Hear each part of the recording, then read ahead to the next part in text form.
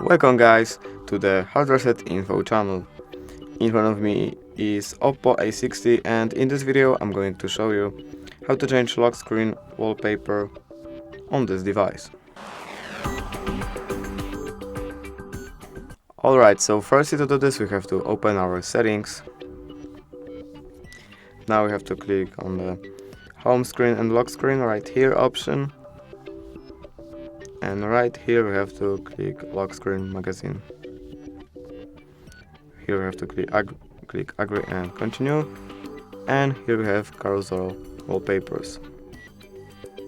And here we can add wallpaper to our lock screen.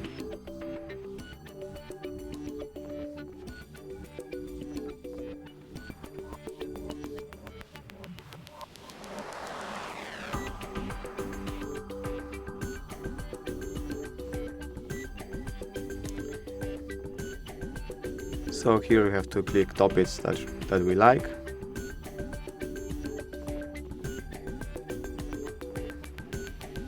And we can add wallpaper that we like to our carousel. And basically that's it. Thank you guys for watching. Bye!